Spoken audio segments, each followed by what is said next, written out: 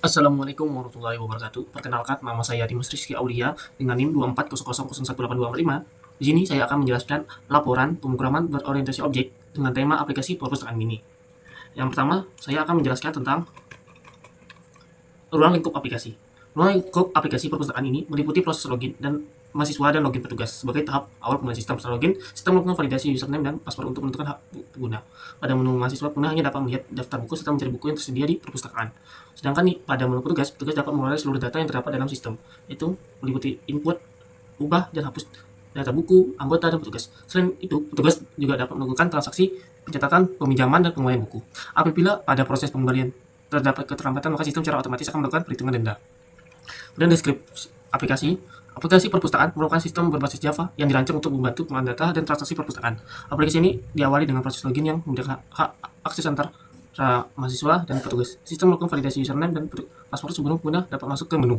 Mahasiswa yang berhasil login dapat melihat daftar buku serta melakukan pencarian buku yang tersedia. Sementara itu, petugas memiliki hak akses penuh untuk mengelola data buku, data anggota, data petugas, serta melakukan transaksi peminjaman dan pengembalian buku. Pada proses pengembalian, sistem secara otomatis memeriksa keterlambatan dan menghitung denda. Baik, selanjutnya saya akan lanjut menjelaskan flowchart atau alur kerja pada sistem, yang dimana sistem dimulai dan login. Sistem akan memvalidasi input, apakah inputan yang dimasukkan benar atau salah. Jika salah, akan melakukan proses login ulang. Jika benar, maka sistem akan mengecek apakah login sebagai user mahasiswa atau user petugas. Selanjutnya, jika login sebagai mahasiswa, maka akan melihat daftar buku dan mencari buku yang terintegrasi pada database, kemudian sistem akan selesai.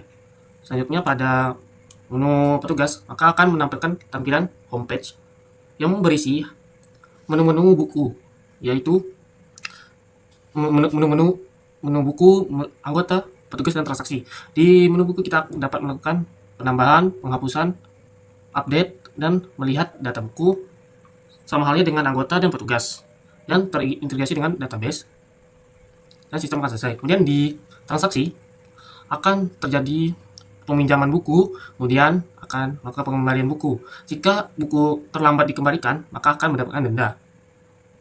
Jika selanjutnya sistem akan memasukkan ke dalam database dan sistem selesai.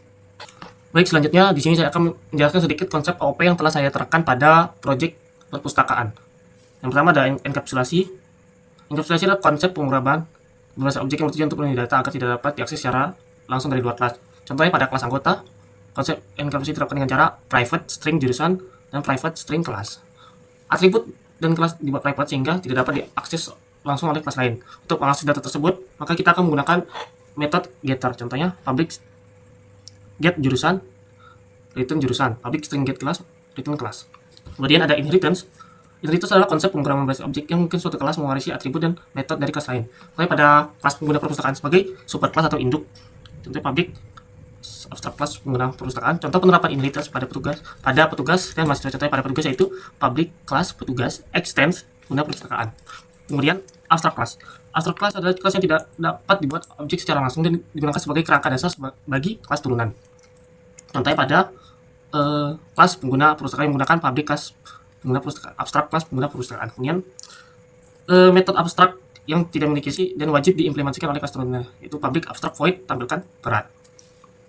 Kemudian pada konsep selanjutnya ada polymorphism. Polymorphism adalah konsep pemrograman objek yang mungkin metode dengan nama yang sama memiliki perilaku berbeda pada kelas yang berbeda. Contohnya override public void tampilkan peran. Kemudian ada komposisi. Komposisi adalah hubungan antar kelas atau relationship di mana objek tidak dapat berdiri sendiri tanpa objek pemilikan. Jika objek utama dihapus, maka objek yang menjadi bagiannya juga ikut hilang. Pada sistem ini, contohnya pada kelas buku, yaitu kelas buku memiliki komposisi dengan kelas halaman. Jika kelas buku dihapus, maka kelas halaman juga ikut terhapus objeknya. Contohnya private halaman, objek halaman dibuat langsung di dalam kelas buku, sedangkan di halaman neo jumlah halaman. Kelas halaman hanya berfungsi sebagai bagian dari buku dan tidak digunakan secara langsung oleh kelas lain. Kemudian pengembalian jumlah halaman dilakukan melalui kelas buku, bukan langsung dari kelas halaman. Dan contoh konsep agregasi adalah hubungan antar kelas dan spesifik di mana objek dapat berdiri sendiri meskipun objek pemiliknya dihapus. Contohnya pada kelas transaksi memiliki hubungan agregasi dengan kelas anggota. Yang dimaksud di sini adalah kelas anggota dan kelas buku dapat berdiri sendiri meski kelas atau objek transaksi dihapus. Saya private anggota private buku. Objek anggota dan buku tidak dapat dibuat di dalam kelas, melainkan dikirim di luar melalui konstruktor. Contohnya seperti ini. Dia ada asosiasi. Asosiasi adalah hubungan antar kelas yang memiliki bahwa suatu objek hanya saling berhubungan atau bekerjasama tanpa kepemilikan secara langsung. Itu kelas transaksi memiliki hubungan asosiasi dengan kelas petugas. Objek petugas tidak harus ada saat objek transaksi dibuat, mereka dapat dihubungkan melalui metode setter. Baik, di sini saya akan menjelaskan sedikit codingan dan struktur folder. Yang pertama ada patch app yang berisi koneksi yang digunakan untuk membuat database dan mengkoneksikan database di kelas-kelas database lain. Kemudian ada main sebagai penjalanan aplikasi.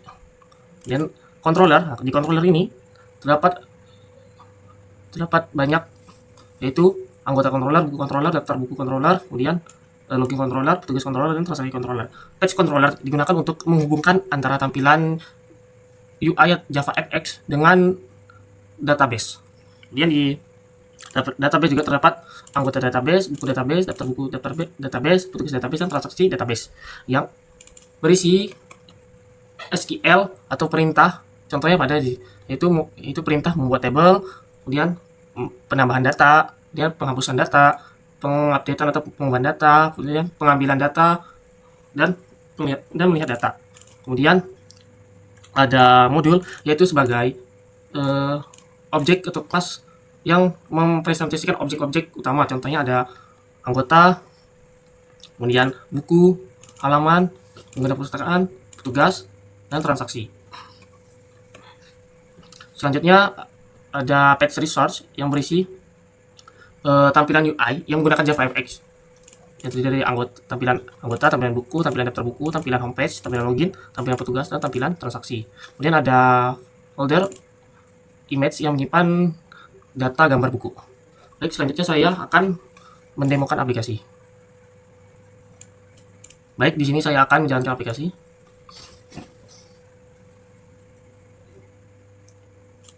Yang pertama, kita akan masuk ke tampilan login yang berisi username dan password. Jika kita mengisi petugas di username dan mengosongkan password, maka akan mendapatkan peringatan, yaitu username dan password wajib diisi. Jadi keduanya wajib diisi. Jika kita mengisi password atau username dengan salah, yaitu misalnya dengan angka, maka akan dapat peringatan login gagal, username atau password salah. Maka yang pertama kita akan masuk ke mahasiswa terlebih dahulu. Mahasiswa masuk.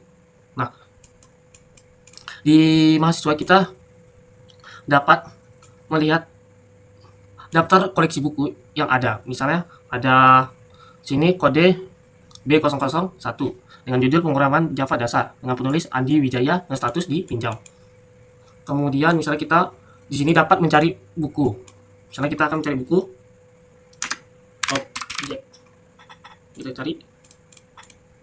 Misalnya kita cari, maka kita akan mendapatkan buku dengan judul objek, penguraman orientasi objek.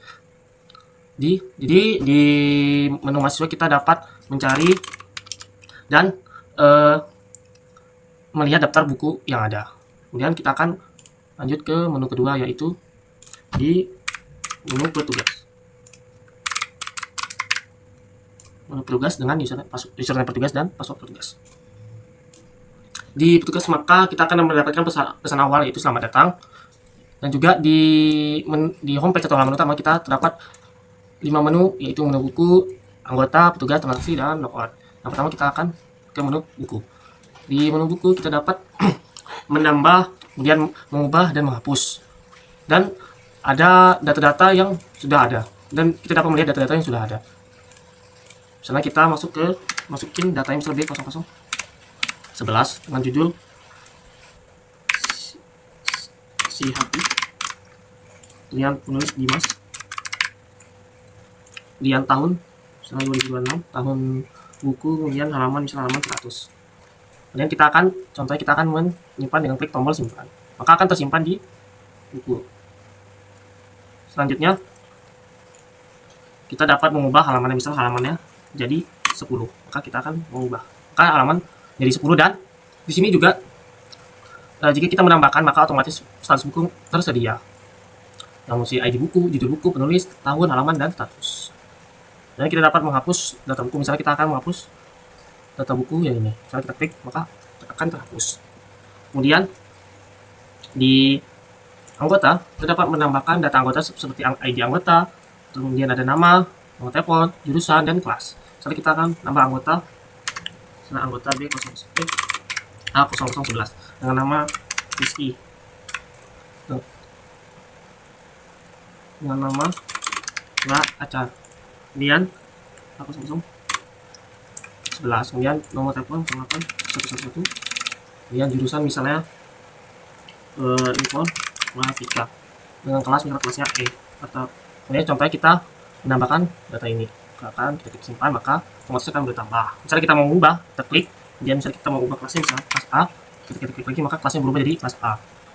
Jadi kita bisa menghapus data, contohnya kita akan menghapus data ini. Nah, kemudian data akan terhapus.